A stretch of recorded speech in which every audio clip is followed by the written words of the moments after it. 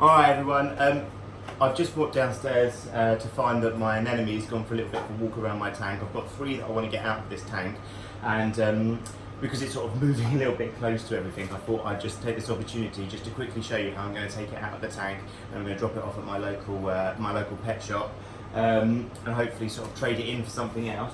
So what I'm going to do is I'm just going to take you off the tripod, I'm going to show you where it is, and what I'm going to do is try and just remove it from the rock work.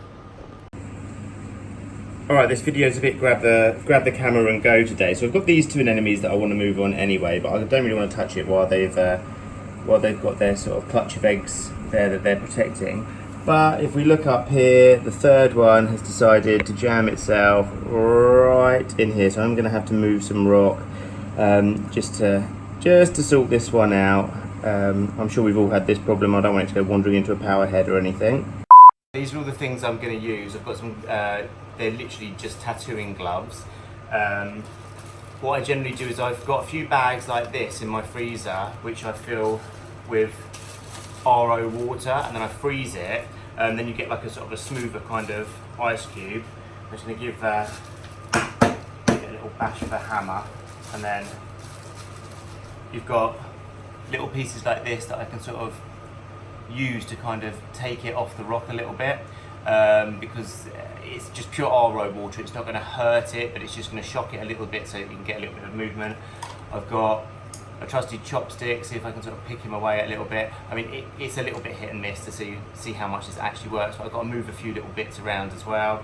So yeah, let's get started. Alright, now I'm in position.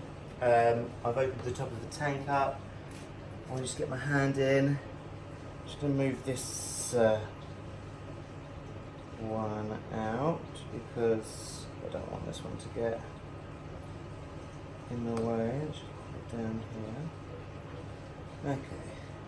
Okay, I'm well aware that you can only actually see a very bad angle of me. So what I'm going to do is when I take the other 2 anemones that the clownfish have babies on off, I will get better video footage of actually taking the anemone off the rock, because I would probably have had to sellotape my phone to my head for you to actually see what I was doing in this one.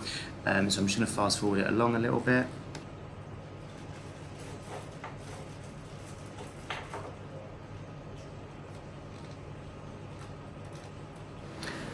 Okay, so at this point I think what I had to do was I had to lean in and actually take the top of the rock out so that I could actually get to the anemone.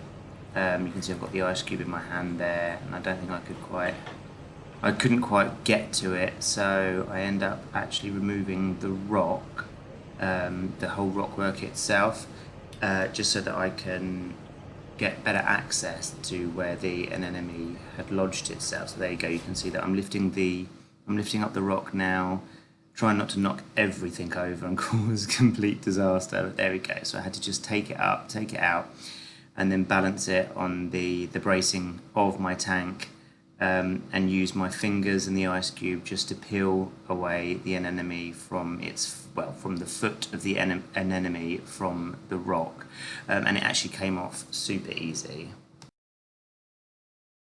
Underneath the foot. Oh, he's almost there.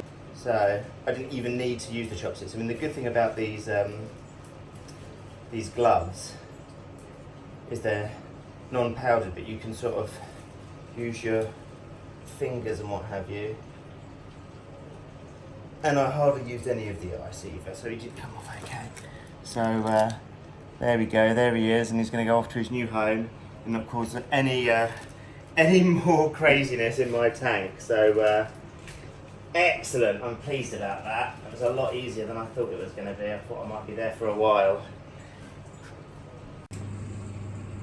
Alright, I've just put my my little rock skate back there, so you can see that everything's fine, and yeah, at least these aren't going to get stung now, and even more to the point, at least it's not going to suddenly walk into my MP40, which would just be like a massive disaster.